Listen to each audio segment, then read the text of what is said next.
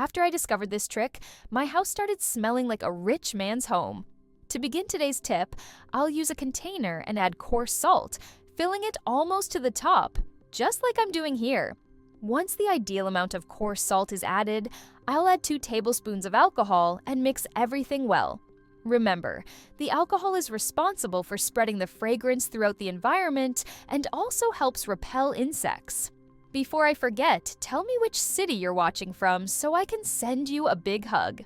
After mixing, I'll add the fabric softener, which is the main ingredient of this tip and fully responsible for the clean fragrance. Ideally, add enough fabric softener to cover the coarse salt. You can choose the scent you like best, or even use different fragrances for each room in your home. After learning this trick, I improved every room in my house, and I'm sure you'll be surprised by the result.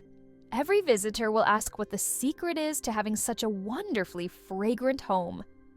I use this tip in the kitchen, living room, especially in the bathroom, and it can also be used in the bedroom, always bringing the scent of clean clothes.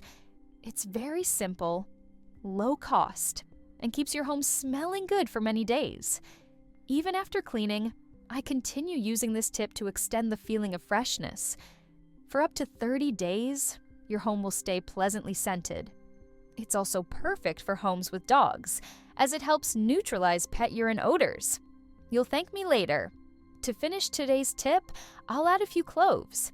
They also help release fragrance throughout the home and enhance the overall scent. Just placing a few cloves in different areas already makes a noticeable difference. Tell me if you've ever used cloves in cleaning tips. They're always useful in many recipes. Thumbs up and subscribe for more tips like this.